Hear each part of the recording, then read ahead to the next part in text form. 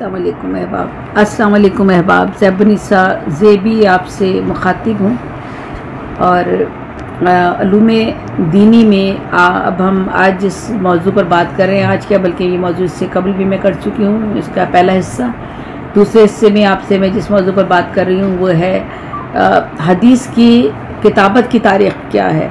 इस हवाले से मैंने आपसे पहले भी बात की थी कि हदीस के हवाले से हदीस को किस तरह से महफूज किया गया और हदीस का जो तरीक़ाकार था वो क्या था और तदवीन हदीस के लिए कितने अदवार थे और ये सारी चीज़ें हदीस के हवाले से मैं इससे पहले भी थोड़ी सी बातचीत आपसे कर चुकी हूँ, लेकिन आज फिर दोबारा से इसका इस अगले मौजू की तरफ बढ़ते हुए हम फिर बात करते हैं कि तदवीन हदीस यानी हदीस को जो है उनको जमा करना। उनको जमा करने के तीन अदवार हैं, तीन दौर में तीन अदवार जिन्हें कहा जा सकता है। इन तीन अदवार में हदीस जो हैं वो जमा की गई। इसमें तदवीन के जो तीन नुमाया अदवार हैं उसमें क़र्न अव्वल जो है वो बैसत से 110 हिजरी यानी अहद रसालत ताबईन यानी हजूर के बाद 100 साल तक का ज़माना, ठीक है। उस वक्त उस दौर में हदीस जो थी वो जमा की जाती रही। उसके बाद फिर क़र्न सानी का दौर आता है यानी 111 हिजरी से 150 हिजरी या 170। और ये मैं दोबारा से बात करती हूँ, शायद यहाँ कुछ मसला हो गया था जी। तो हम हदीस के हवाले से बात कर रहे थे, तो तदवीन हदीस के तीन अदवार की मैं बात कर रही हूँ कि तीन अदवार में हदीस का जो है उसको मरतब किया गया या उसकी तदवीन की गई या उसे ममदून किया गया या उसे जमा किया गया, उसे महफूज किया गया। तो ये तीन अदवार की अगर बात करें तो ये नुमाया तीन अदवार की बात कर रहे हैं हम। क़र्न अव्वल जो है वो यानी अहद रसालत से लेकर ताबाइन यानी हजूर के बाद 100 साल तक का ज़माना, पहला ज़माना। और उसके बाद 100 साल के बाद फिर क़र्न सानी यानी ये अहद तबा ताबीन का अहद दौर आया। ये मैं इन पर बात कर चुकी हूँ कि तबा ताबीन कौन है, ताबीन कौन थे और हदीस को जो था वो जमा करने के लिए किन किन अहबाब ने किस किस तरह से हदीस जो है वो सहाबी थे पहले, फिर ताबाई थे और फिर उसके बाद तबा ताबीन थे। और ये कौन थे, इनका सारे इन सब पर मैं इससे पहले आपके सामने बात कर चुकी हूँ। सहाबी वो थे जिन्होंने बहालत इस्लाम हजूर को देखा था और इस्लाम ही पर उनका ख़ात्मा हुआ था, वो सहाबी कहलाते थे। और जो थे ये इसके बाद तबई वो मुसलमान हैं जिन्होंने सहाबा को देखा था, सहाबा ने हजूर को देखा था और इस्लाम पर ही उनका ख़ात्मा हुआ था। तबई वो लोग थे जिन्होंने सहाबा को देखा था और इस्लाम पर ही उनका ख़ात्मा हुआ था। और तबा ताबईन वो लोग थे, वो मुसलमान थे जिन्होंने ताबईन को देखा था और इस्लाम पर उनका ख़ात्मा हुआ था। सहाबी और ताबईन की तारीफ़ में खुद हजूर सल्लल्लाहु अलैहि वसल्लम ने भी फरमाया कि खुशबख्त है वो जिसने मुझे देखा है और वो भी खुशबख्त है वो जिसने मुझे देखने वालों को देखा। तो मैं आपको बता रही हूँ कि चूँकि मैंने इस बात को दोबारा वजाहत इसलिए आपके सामने की है क्योंकि मैंने अभी आपके सामने ताबईन का दौर बताया यानी अहद तबा ताबईन का दौर।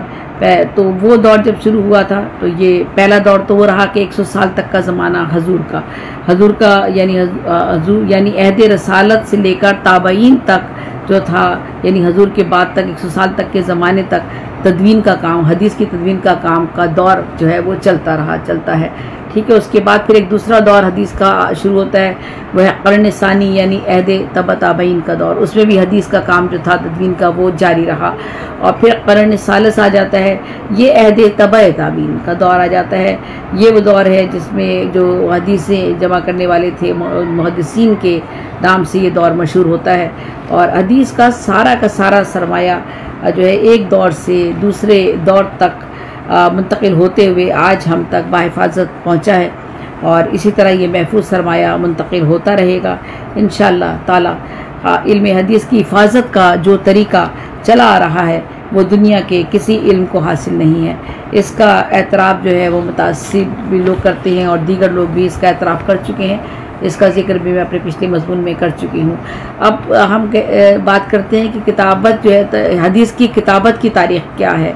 तो जैसे कि इससे कबल मैंने आपको बता दिया था कि अरब जो थे वो एक तो उनको अपनी बहादुरी पर, शुजाअत पर, बेखौफ निडर और इसके अलावा फसाहत और बलागत उनकी गुफ्तगू में और इल्म उनका बहुत ज़्यादा उनके पास था, और इस बात पर वो फ़ख्र किया करते थे। और सबसे बढ़कर जो चीज़ थी वो था उनका हाफ़ज़ा, यानी जिस बात पर उनको क़ुव्वत हाफ़ज़ा पर उनको अपने बहुत ज़्यादा एतमाद था, और वो पूरा का पूरा दीवान या पूरी बड़ी बड़ी चीज़ें जो थी उनको हिफ्ज़ कर लिया करते थे।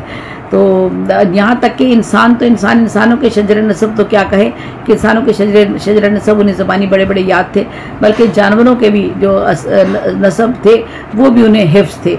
और यही वजह थी कि वो किताबत की तरफ माइल नहीं होते थे, यानी लिखने पर माइल नहीं होते थे, बल्कि वो अपने हाफ़ज़े को ही पर ही एतमाद रखते थे। अरब जितने भी थे, और वो कहते थे कि हमें अपने हाफ़ज़े पर ही एतमाद है, और वो सारी चीज़ों को याद कर लिया करते थे। तो अरबों को अपनी ये जो उनकी खूबी थी इस पर वो तरजीह देते थे किताबत पर, अपनी इस खूबी को, और वो कहते थे कि किताबत की ज़रूरत नहीं है, बल्कि हमारा जो है वो याद करने का जो हाफ़ज़ा है हम याद कर लेंगे, हमें लिखने की ज़रूरत नहीं है। अमूमन वैसे जो है तरीक़ाकार ये होता है कि किसी भी इल्म की हिफाजत का एक तरीक़ाकार ये होता है कि बयानिया तरीका तो यही है कि ज़बानी तौर पर सीना बसीना सही तौर पर इल्म मुंतकिल होता है। जैसे कि हमारे बुज़ुर्ग होते हैं, वो बड़ी हमें बातें बताते हैं, हिदायत की बातें बताते हैं, और अपने पूरे तजर्बे से सीखी हुई जो बातें हमें बताते हैं वो सीना बसीना आगे बढ़ती हैं, और वो बातें हमें बाद में पता चलता है कि वो इतनी इतनी अहम बातें होती हैं कि हमें बड़ी बड़ी किताबों में भी हमें नज़र नहीं आती, और अमली ज़िंदगी में उनकी बहुत ज़्यादा अहमियत होती है। तो इल्म की हिफाजत के दो तरीके, यानी पहला तरीका तो यही है बयानिया तरीका, यानी ज़बानी तौर पर सीना बसीना जो है वो आपका सही तौर पर इल्म जो है वो मुंतकिल होता है। और दूसरा तरीका जो है वो इल्म का महफूज करने का तरीका ये है उसकी हिफाजत का कि उसे किताबत कर लिया जाए या उसे लिख लिया जाए। उस वक्त किताबत का दौर था, अब किताबत का दौर ख़त्म हो गया है, अब तो जो है वो कंपोजिंग होती है, कंपोज करके जो महफूज किया जाता है। तो अब उस दूसरा तरीका इल्म की हिफाजत का ये है कि उसे किताबत करके या उसे कंपोज करके या उसे तहरीर की शक्ल में लाकर महफूज कर लिया जाए। तो अरब लिखने के मामले में चूँकि वो कहते थे कि हमारा हाफ़ज़ा ही बहुत ज़्यादा है तो हमें लिखने की क्या ज़रूरत है, तो ये था कि वो उसे याद कर लिया करते थे। तो हदीस की हिफाजत के सिलसिले में उन्होंने शुरू में यही तरीका अख्तियार किया कि वो पूरी हदीसें जो थी बेशुमार हदीसें एक साथ याद कर लिया करते थे। और फिर दूसरी वजह यह भी थी कि उस वक्त लिखाने का जो सामान था वो भी ज़्यादा मैसर नहीं था, और उसकी भी बहुत किल्लत थी। फिर सरकार दो आलम के ज़माने में लेकिन सरकार दो आलम के ज़माने में ही किताबत के दौर का आगाज़ हो चुका था, और इब्तिदा में किताबत हदीस की ममानियत भी की गई थी, और इसकी कुछ असबाब भी थे जिसका जिक्र इससे पहले भी मैंने थोड़ा सा अपने एक हदीस के हवाले से मजमून में किया था कि इसमें ये सरकार ने बनफ्से नफीस शुरू में तो हदीस लिखने से मना किया था, जिसकी वजूहात ये थी कि कहीं ऐसा ना हो कि कुरान और हदीस एक जगह लिखने की वजह से दोनों आपस में खलत मलत ना हो जाएं। चुनांचे आपने ताकीद फरमाई थी यानी मेरी जो चीज़ें हैं उन्हें आप लिखा ना करो। जिसने भी कुरान के अलावा कोई बात मुझसे सुनकर जो है वो लिखी है तो उसे चाहिए कि वो उसे मिटा दे। अलबत्ता मेरी बातों को सुनकर आगे बयान करने में कोई मुज़ायका नहीं है। ये बहुत इब्तिदा की बात है जब कुरान नाजिल हो रहा था, तो उस वक्त की बात है, और उसका मकसद यही था कि कुरान की जो सूरतें या कुरान की जो आयात नाजिल हो रही हैं वो, और हज़रत सल्लल्लाहु अलैहि वसल्लम की जो आयात, हज़रत सल्लल्लाहु अलैहि वसल्लम की जो हदीस हैं वो आपस में मिक्स ना हो जाएं, या आपस में एक साथ जो है वो हमारे जो सुनने वाले हैं वो लिखने में कहीं उन्हें खलत मलत ना कर दें। इस वजह से शुरू में किताबत नहीं हुई, और फिर उसके बाद ये वाक़ हदीस लिखने की फिर बाद में इजाज़त दे दी गई। हज़रत सल्लल्लाहु अलैहि वसल्लम ने किताबत करने की हदीसों को यानी लिखने की इजाज़त दे दी, और लोगों की तवज्जो, और ये भी बाद में ये भी वजह थी उस वक्त के चूँकि कुरान पाक ज़रूरी ये था कि कुरान पाक जो नाजिल हो रहा था उसे हिफ्ज़ किया जाता, उसे याद किया जाता, उसे सीना बसीना आगे पहुंचाया जाता। तो एक सबब और वजह यह भी थी किताबत ना करने की उस वक्त हदीसों की कि कुरान पाक को अहमियत दी जाए। लोग ऐसा ना हो हदीस में जो है हदीस को जो अहम समझ ज़्यादा हदीस की तरफ ज़्यादा राग़िब हो जाएं और हदीसों को याद करना शुरू कर दें, उनको हिफ्ज़ करना शुरू कर दें और कुरान को जो है वो ना हिफ्ज़ करें। तो इस वजह से ये वजह भी थी कि किताबत जो थी या हिफ्ज़ ना करें या उन्हें तहरीर में ना लेकर आए। तो वजह उस वक्त ये थी कि कुरान पाक जो है उसे महफूज कर लिया जाए, पहले किताबत भी कर ली जाए, उसे लिखा भी जाए, उसे हिफ्ज़ भी किया जाए। कुरान पाक को अहमियत दी गई इसी वजह से, और उसकी कुरान की हिफाजत का जो था वो उसकी तरफ ज़्यादा तो मुतवज्जो किया गया। और उसके बाद जो था फिर वो बात भी थी कि तहरीर का जो सामान था उस वक्त उसकी भी बहुत ज़्यादा चूँकि किल्लत थी, तो ये भी वजह थी कि शुरू में अहादीस जो थी उनकी किताबत का सिलसिला शुरू नहीं हुआ था। लेकिन फिर बहुत जल्द ही किताबत की इजाज़त जो थी वो दे दी गई, और जब सारे खदशात दूर हो गए ये सारे कि अब अल्हम्दुलिल्लाह कुरान पाक भी जो है वो हिफ्ज़ हो रहा है, हो गया है, लिख भी लिया गया है और लिखा जाता भी रहा है। और तो हजूर ने हदीस लिखने की भी फिर इजाज़त दे दी थी। और हज़रत हाफिज़ बिन अब्दुल बार की रवायत है कि हज़रत अब्दुल्ला बिन इब्न आस फरमाते हैं कि चुनाचा हज़रत अब्दुल्ला वो सब कुछ लिख लेते जो हजूर की ज़बान मुबारक से सुनते, चाहे वो खुशी की हालत में हो या रंज की हालत में हो या गुस्से की हालत में हो, इसलिए आपकी सारी बातें हक होती थीं। चुनाचा आपकी जो हदीस की तादाद है सादिका है वो 1636 यानी 1636 1636 हदीसें जो हैं ये उस आपसे जो है मंसूब हैं और बराह रास्त सुनकर ये लिखी गई थी। और चूँकि बराह रास्त आप सुनी थी और सुनकर लिखी गई थी तो ये सारी तस्दीक शुदा सारी हदीस थी। हज़रत अब्दुल्ला को लिखने पढ़ने और तसनीफ़ व तालीफ़ का भी शौक़ था। हज़रत अब्दुल्ला को भी लिखने पढ़ने का और तसनीफ़ व तालीफ़ का बहुत शौक़ था। और नीज़ कई एक सहाबा ऐसे थे जिनके पास अपने मकतूबा सहाफ़ भी थे और वो ख़ुद लिखते भी थे। चुनाचा हज़रत अनस बिन मालिक के पास हजूर से जो मुताल्लिक़ हदीस मौजूद थी उनका एक मकतूबा भी था जिसमें 1686 हदीस थी। 1686 हदीस थी अनस बिन मालिक के पास। और फिर औरतों में सबसे ज़्यादा अहदीस का बयान करने वाली जो थी वह हज़रत आयशा सिद्दीक़ा रज़ी अल्लाह अन्हा आपके पास जो हदीस की तादाद थी वो 2210 बताई जाती है। अगरचे ये बात पाया सबूत को तो नहीं पहुँची है, लेकिन आपने सबसे ज़्यादा हदीस जो थी वो जमा की थी। और बराह रास्त जो थे वो शागिर्द और हकीकी आपके बराह रास्त शागिर्द और हकीकी भांजे अरवा बिन ज़ुबैर ने जो हज़रत आयशा से बाकसरत रवायत करने में मशहूर है अहादीस को किताबी शक्ल में उन्होंने जमा किया था। हज़रत आयशा की अहादीस से जो उन्होंने बयान की थी हज़रत आयशा ने। तो सरकार दो आलम के अतराफ़ जो थे वो सहाबा कराम हर वक्त मौजूद रहते थे और बिल्कुल इस तरह से रहते थे कि किसी भी लम्हा उनकी कोशिश यही होती थी कि हजूर के साथ वो हर वक्त हर लहजा रहे और वो जो भी बात कर रहे हैं उसकी अहमियत को समझते हुए उसे फ़ौरी तौर पर जो है वो रकम कर ले, लिख ले, तहरीर में ले आए या उसे वो याद कर ले। तो सहाबा के इश्क का जो आलम था कि हर कौल हजूर का, हर अमल हजूर का, हर हरकत, हर बात उसको वो उसकी पैरवी करना, उसको मानना, उसकी अताअत करना वो बहुत उसको ज़रूरी समझते थे। बल्कि इससे न सिर्फ खुद बल्कि इससे वो दुनिया के दीगर लोगों को भी रोशनास कराते थे और उनकी बातों को आगे, उनके अक़वाल को, अफ़ाल को सीना ब सीना भी मुंतकिल करते थे और इसके अलावा उसे किताबी शक्ल में भी उन्होंने महफूज कर लिया करते थे। और इसके अलावा जो था वो हजूर का ख़ुद अपना भी इरशाद था। हजूर की जलवत यानी पब्लिक की ज़िंदगी जो थी उनकी इशात सहाबा कराम के ज़रिए ही हुई। तो खलवत यानी खानगी ज़िंदगी के अलावा जो हालात अज़वाज मुताहरात के ज़रिए ना सिर्फ महफूज हुए बल्कि मंज़र आम पर भी आए। सहाबा कराम को हजूर से जो इश्क था उसका अंदाज़ा इससे हो सकता है कि सहाबा कराम ने हजूर की एक एक हदीस मालूम करने के लिए तवील सफ़र और बहुत सी मसाइब, बहुत सी तकालीफ बर्दाश्त की और वहाँ जाकर भी उन्होंने हजूर सल्लल्लाहु अलैहि वसल्लम की कही भी बातें अगर किसी के पास उन्हें पता था कि ये बात किसी के पास महफूज है और तो वो उसके पास जाकर उन्होंने वो सफ़र करके उनकी हदीस को जमा करके लेके आए। तो सहाबा कराम का ये एक बहुत बड़ा काम था।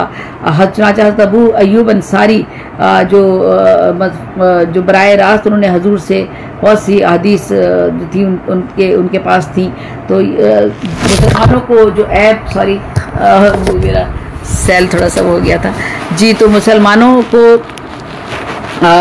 यानी मुसलमानों की जो ये भी फिर कहा गया कि इन हदीस के जो अल्फाज थे वो क़यामत, ये जो हदीस हैं इनसे मुताल्लिक़ जो थे, इसमें कोई शुबा नहीं है कि ये हदीस जो है जो बाकायदा सहाबा इकराम ने जमा की और उसके बाद ताबईन ने और फिर तबा ताबीन ने और फिर उसके बाद ये हजूर के दौर से जो तहरीर का अमल जो था वो शुरू हो गया था।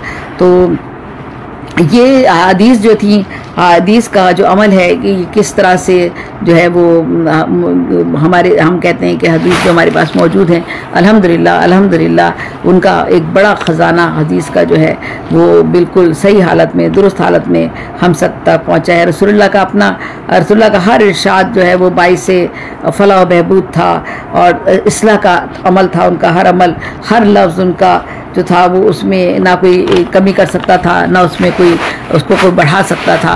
खुद हज़ूर सल्लल्लाहु अलैहि वसल्लम ने कहा कि यानी मुझसे झूठी बातें मंसूब ना करो, मुझसे झूठी बातें मंसूब ना करो।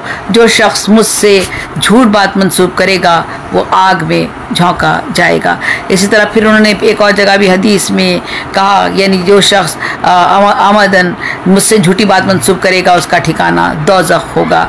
हजूर के ये जो अहकामात थे, जो ये इंतबाई अहकामात, वो तंबी उन्होंने की कि किसी की मजाल नहीं थी कि वो फिर हजूर से मुताल्लिक़ कोई भी गलत बात उनसे मंसूब कर सके या कोई कमी बेशी उसमें कर सके या अपनी तरफ से किसी बात का इजाफा या किसी लफ्ज़ का, किसी हर्फ का इजाफा कर सके। यही वजह है कि हदीस की जो जांच पड़ताल के लिए मुसलमानों ने एक इल्म भी ईजाद कर लिया था और जिसे अस्मुल रिजाल कहा जाता है। नीज़ ये जो मतन और हदीस और असनाद की जो जांच पड़ताल थी, ये भी अमल बड़ी तहकीक के बाद ये सारा पूरा अमल जो था, इस अमल से गुजरने के बाद जो था वो नक़्द तबसरा, ये सारी चीज़ें, इसके बाद वो सारी हदीस जो थी उनको जो तहरीर की शक्ल में उन्हें महफूज किया गया। और ना सिर्फ तहरीर की शक्ल में बल्कि सीना बसीना तो हमने बता ही दिया कि पहला तरीका तो वही था। उसके बाद फिर तहरीर का अमल भी हजूर ने जब इजाज़त दे दी थी तो किताबत का अमल भी शुरू हो गया था।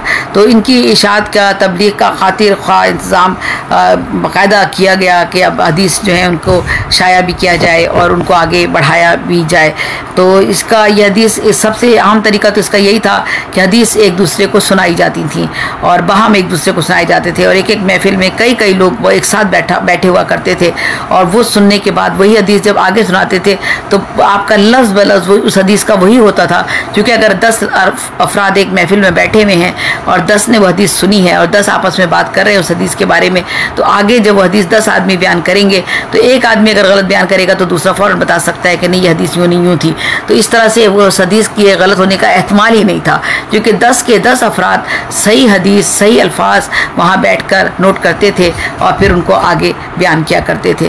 तो ये हदीस का जो था वो इसकी हिफाजत के लिए उसका जो था ये एक जांच पड़ताल का एक ये भी तरीका था कि एक जगह बैठकर और इसको बाकायदा जो था वो उन्हें दूसरे लोगों तक पहुंचाया जाता था और वो सारे लोग उन हदीसों को महफूज कर लिया करते थे। और इनकी इशाअत और तबलीग का फिर ये इंतज़ाम इसके बाद दूसरा था। हज़रत अली का भी इस सिलसिले में कौल है कि यानी हदीस का तज़किरा किया करो और एक दूसरे से मिलते रहो, अगर ऐसा ना करोगे तो इल्म ज़ाया हो जाएगा। यानी हम तक जो इल्म पहुंचा है, जो हम दीनी इल्म की हम तो इस वक्त बात कर रहे हैं, लेकिन हर इल्म में भी यही सूरत होती है कि आपके पास कोई अगर अच्छी बात हो तो उसे आप आगे बढ़ाएं। तो बिल्कुल दीनी इल्म के लिए तो ये ख़ास तौर पर कहा गया है कि अगर आपको कोई अच्छी बात लगती है या आप कोई अच्छी बात सुनते हैं या आप हदीस से कोई बात लेते हैं या कुरान से कोई बात आपको समझ में ज़्यादा बेहतर अंदाज में आती है या हदीस से ज़्यादा बेहतर अंदाज में आती है, तो आप खुद भी उसको समझें, ना सिर्फ समझें बल्कि उस पर अमल करें, बल्कि वो बात आगे भी लोगों को बताएं। लेकिन बात यह है कि उसमें सदाकत का अंसर पूरी तरह मौजूद रहना चाहिए, उसमें कोई मिलावट ना हो, उसमें आप अपनी तरफ से कोई इजाफा ऐसा ना करें जो हदीस की सूरत को बदल दे, या कुरान पाक की आयात हैं या उनकी तफसीर है उसमें भी इन सब चीज़ों को बहुत ही बारीक बीनी के साथ मद्देनज़र रखा जाता है। जो आलिम होते हैं, मुत्तकी होते हैं और जो उनका वो ये काम करते हैं। लेकिन जो आम आदमी है उसको भी कहा गया है कि आपने जो भी कोई अच्छी बात कुरान पाक की या हजूर की हदीस के हवाले से सुनी है या कोई और भी बात दीन के हवाले से आपको अच्छी पता है तो उसे आप आगे बढ़ाएं, और इसके लिए जो है वो हुक्म दिया गया है। तो हम में से हर शख्स की जिम्मेदारी है कि अगर हम कोई अच्छी बात कोई बात समझ में हमें आती है दीन के हवाले से तो उसे हम आगे बढ़ाएं। इसके लिए कोई ज़रूरी नहीं है कि आप कोई आलिमा हो, कोई आप ज़ाकरा हो, ये बिल्कुल कतई ज़रूरी नहीं है। उस मरतबे मकाम तक पहुँचना तो एक आम आदमी के बस की बात ही नहीं है, जब तक कि आप उस इल्म के बारे में पूरी तरह से जो है वो कोई बाकायदा जो है वो कोई दर्स आपने हासिल ना किया हो, तब तक आप अपने आप को ऐसे अलकाबात से भी नहीं नवाज सकते। तो हदीस का तस्करा किया करो और एक दूसरे से मिलते रहा करो। अगर ऐसा नहीं करोगे तो इल्म ज़ाया हो जाएगा। यह हज़रत अली ने भी फरमाया। गर्ज जो हदीस की हिफाजत के जो दो तरीके थे इब्तदाई से वो अख्तियार कर लिए गए थे, यानी किताबत का तरीका और जो था सीना बसीना हदीस को लोगों तक पहुंचाने का तरीका।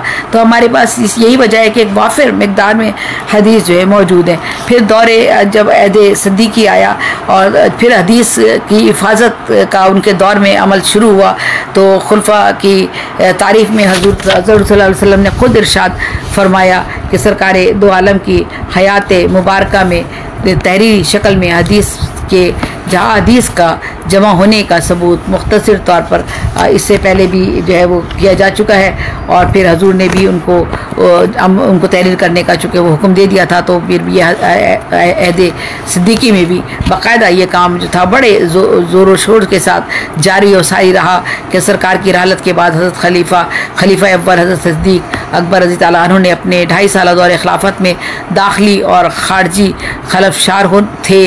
बहुत सी चीज़ें थीं, साजिशें भी थीं, उन सब से नबरदाज़मा होते हुए उन्होंने इन सब के बावजूद सारे हालात जो है के हालात एकदम से ख़राब हो गए थे, उन सब के बावजूद उन्होंने हदीस की हिफाजत के सिलसिले को और इस काम को उन्होंने बहुत ही बेहतर अंदाज में, बहुत ही उम्दा अंदाज में अंजाम दिया, और इसकी तरफ से कोई भूल चूक नहीं की और इस काम की तरफ से कोई गफलत भी उन्होंने नहीं बरती। ये वो 3 किस्म का सरकार दो आलम की हालत फरमाने के बाद हज़रत सिद्दीक रज़ी अल्लाह अन्हु ने 500 हदीस को अपने कलम से लिख कर ख़ुद महफूज कर लिया था।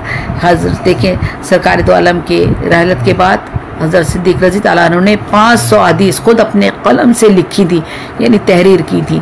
तो ये हज़रत सिद्दीक रज़ी अल्लाह अन्हु के दौर में जो हदीस जमा हुई वो उसके बारे में ये बात की जा रही है। इसी तरह उम्मुल मोमिनीन हज़रत आयशा सिद्दीक़ा रज़ी अल्लाह के हवाले से बयान करते हैं, उम्मुल मोमिनीन हज़रत आयशा के हवाले से भी ये बयान करते हैं कि यानी मेरे वालिद ने हज़ूर सल्लल्लाहु अलैहि वसल्लम की 500 हदीस को जमा किया था। अब ये देखिए हज़रत आयशा रज़ी अल्लाह अन्हा इस बारे में क्या बता रही हैं, इस बात पे तवज्जो दीजिएगा। उन्होंने 500 हदीस जो थी वो अपने कलम से महफूज कर ली थी, लेकिन उनका क्या हुआ ये आप सुनिए। यानी उन्होंने कहा कि मेरे वालिद ने हज़ूर सल्लल्लाहु अलैहि वसल्लम की 500 हदीस जो थी वो उनको जमा किया था। हज़रत आयशा बताती हैं, लेकिन आप उन्होंने इसको इस ख्याल से कि मुमकिन है कोई हदीस गैर मोतबर हदीस हो, कोई गैर मोतबर हदीस इनमें आ गई हो, तो आपने इस ख्याल से कहीं हदीस और कुरान जो है उसमें आपस में कोई ऐसी चीज़ मिक्स ना हो जाए, या आपस में एक दूसरे से जो है वो मिली जुली ऐसी ना लगे कि जो कुरान को और हदीस को आप कहें कि ये हदीस है या कुरान है, उसकी आयत से कोई चीज़ आप खलत मलत ना कर दें। तो आपने ख़ुद ये अपना जो वो नविश्ता था, वो जो मजमुआ था, वो जो हदीस जमा की थी 500, उनको नजरे आतिश कर दिया था। तो आपका फिर दूसरा तरीका ये था कि आप हज़रत सिद्दीक की बात कर रही हूँ रज़ी अल्लाह अन्हु की, कि आपका दूसरा तरीका ये था कि जब भी कभी किसी सहाबी को कोई हदीस आप बयान करते हुए सुनते थे तो उस पर आप गवाह तलब फरमाते थे। यानी कोई सहाबी अगर ये कहता था कि ये बात हज़ूर सल्लल्लाहु अलैहि वसल्लम ने फरमाई है, तो आप फौरी तौर पर गवाह का निज़ाम भी उस ज़माने में हो गया था। जांच पड़ताल के बहुत से तरीके राइज हो चुके थे, और बाकायदा बहुत जांच पड़ताल के बाद जो थे वो इस पर भी हम बात करेंगे बाद में, बल्कि मैं कर भी चुकी हूँ, इस पर एक प्रोग्राम कर चुकी हूँ। तो बाकायदा गवाह तलब फरमाए जाते थे कि ये जो सहाबी हदीस बयान कर रहे हैं इसका पर गवाह कितने हैं।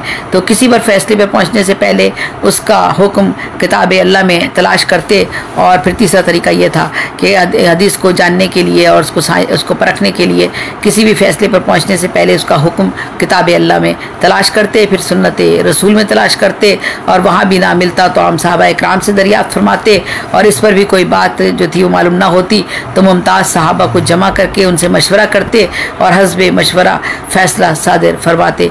दरअसल खुलफाए राशिदीन के ज़माने में किसी हदीस को कबूल करने का मकसद ये था कि तहकीकी तौर पर यकीन कर लिया जाए।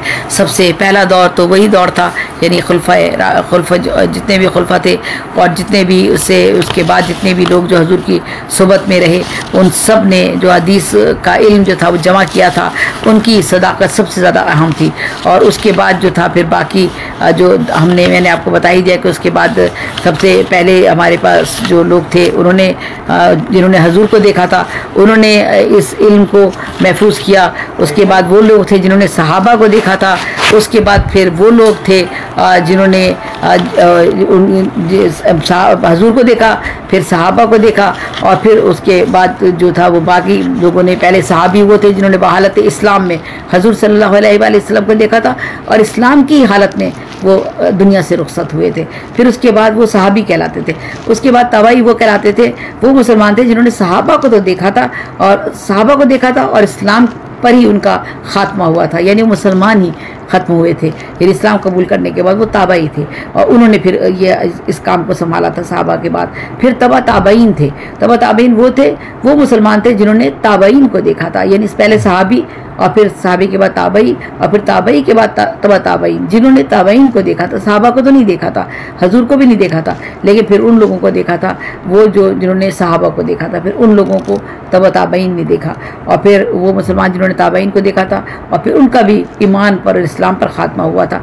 फिर वो लोग जो थे वो सारे के सारे उन लोगों ने जिस तरह से ये काम किया हदीस को महफूज करने का, सहाबी और ताबईन की ये तारीफ़ जो थी, इसके बारे में ख़ुद हजूर भी कह चुके हैं कि खुशबख्त है वो जिसने मुझे देखा और वो भी खुशबख्त है जिसने मुझे देखने वालों को देखा। तो आज मैंने आपके सामने मुख्तसर सा बयान किया है।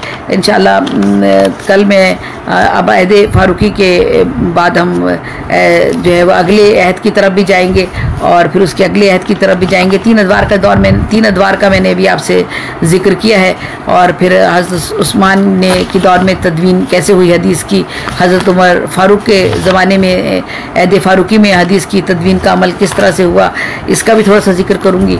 और फिर हज़रत अली की जो खिदमात हैं उनके बारे में भी आपसे बात करूँगी। तो ये हदीस के हवाले से हम बात कर रहे हैं और हमारे 2-3 मज़मून इस हवाले से हो चुके हैं। फिर तबकात कुतुब कौन कौन सी हैं, हदीस की कुतुब कौन कौन सी हैं और उनके कौन कौन से तबकात हैं और कौन कौन लोग हैं और जिन पर ये किताब, जिन्होंने की तरफ से ये किताबें मरतब की गई हैं, वो तबके कौन कौन से कहलाते हैं, उन पर बात की जाएगी। फिर इसी हवाले से जो है वो मज़ीद जो इसमें इस्तिलाहात हैं उनका भी जिक्र करूँगी और फिर हदीस शुमार करने का क्या तरीका राइज किया गया था उस पर बात होगी। और फिर कुतुब हदीस की जो इकसाम है उन पर भी आपसे थोड़ी सी बातचीत करूँगी और फिर मुक्सरीन हदीस पर भी थोड़ा सा बात करते हुए हम आगे बढ़ेंगे।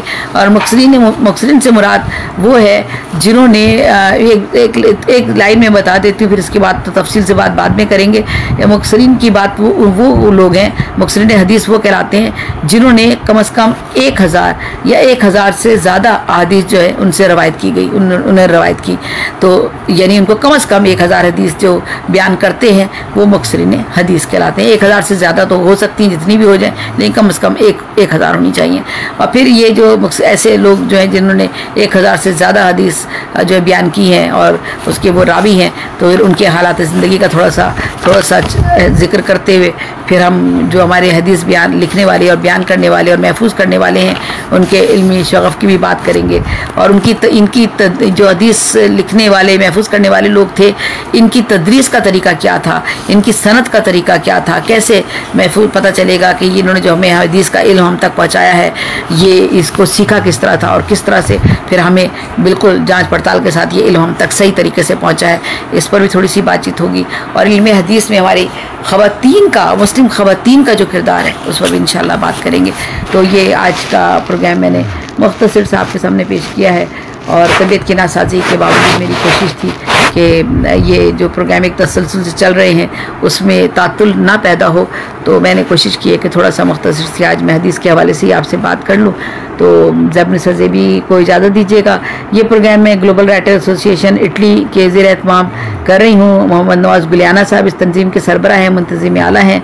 वो अदबी प्रोग्राम के हवाले से उनकी बहुत काविशें हैं और अदब से जो उनकी मोहब्बत है और इसके साथ साथ दीन इस्लाम की तरफ जिस तरह से उनकी रग़बत है, उन्हीं की ये वजह, उन्हीं की मोहब्बत इस दीन इस्लाम की तरफ जो है, उसी की वजह से मैंने उनके चैनल के लिए ये प्रोग्राम करना शुरू किया है। वरना इससे पहले मैं मुख्तलिफ लोग जो भी मुझसे कहते रहे, मैं ओशियन पे भी करती रही हूँ, उर्दू अदब का एक और चैनल था वहाँ पे भी प्रोग्राम करती रही हूँ, करती रहती हूँ। तो लेकिन ये हमारे मोहम्मद नवाज़ गुलियाना साहब को अल्लाह ताला उनको सेहत कामला अता करे। वो भी काफ़ी बीमार रहे, 2 महीने अस्पताल में रहे, और उन्होंने मुझसे ये कहा कि हम मुल्क से जो बाहर लोग हैं, बहुत अरसा हो गया है अपने अपने वतन में नहीं है, दीन से बहुत दूर हो गए हैं, बहुत सी बातें, बहुत छोटी छोटी बातें दीन अहकाम दीनी जो हैं वो हमें नहीं पता है। हमारे बच्चों को तो बिल्कुल ही, बहुत ही बच्चे हमारे, बहुत ही बच्चों को बहुत कम बातें पता है, और बताने वाले भी जो हैं वो भी उन बातों को भूल चुके हैं, या बहुत कम लोगों को याद हैं, या सही तरीके से याद नहीं है। तो ये क्या ही अच्छा हो कि अगर इसे मुख्तसर अंदाज में, सहल अंदाज में इसे इन बातों को जो है वो पहुँचाया जाए, और फिर बाद में इसको महफूज भी कर लिया जाए किसी तरीके से। तो उनकी ये बात मेरे दिल को लगी है। अल्लाह ताला उनके इस जज्बे को भी कबूल करे। और मैं तो खुद सीखने के अमल में हूँ, तो जो भी कुछ सीखती हूँ आप लोगों तक पहुँचाती हूँ। सैयद मुनसर ज़ेबी को इजाज़त दीजिएगा। अल्लाह हाफिज़। अल्लाह नेगहबान। हमारे साथ यहाँ पर गुल अलबाब साहिबा मौजूद हैं। उनकी वालदा के लिए बहुत सी दुआएं। उनकी वालदा का भी इंतकाल हुआ है। माँ की जुदाई का जो सदमा है, ये अभी उन्होंने आज खुद एक बहुत बड़ा मजमून लिखा है फेसबुक पर कि जो सदमा होता है, हम बात करते हैं तसल्ली देने की, ये सब करने की, लेकिन जब इंसान पे खुद गुजरती है तो उसे पता चलता है कि हकीकत क्या है गम को भुलाने की। हम भी इस सदमे से गुज़रे हैं। पहले माँ बाप को खोया है, फिर मैंने अपने शौहर को खोया है, और 2 साल हो गए हैं कि मैं अभी तक इस कैफियत से बाहर अभी तक नहीं निकली हूँ। तो बाहर अल्लाह ताला उन्हें भी सब्र अता करे, गुल अलबाब साहिबा आपको भी, और जितने अहबाब हैं उनके माँ बाप चले गए हैं, उनके प्यारे दुनिया से चले गए हैं, उनके शौहर चले गए हैं, या उनकी बीवियाँ चली गई हैं, अल्लाह ताला उनको सब्र अता करे। और हम सबको वहीं उसी तरफ जाना है, लौट कर वहीं पलटना है। हमें भी अल्लाह ताला जो है वो नेक रास्ते पर चलने की हिदायत अता करे। आमीन सुमा आमीन।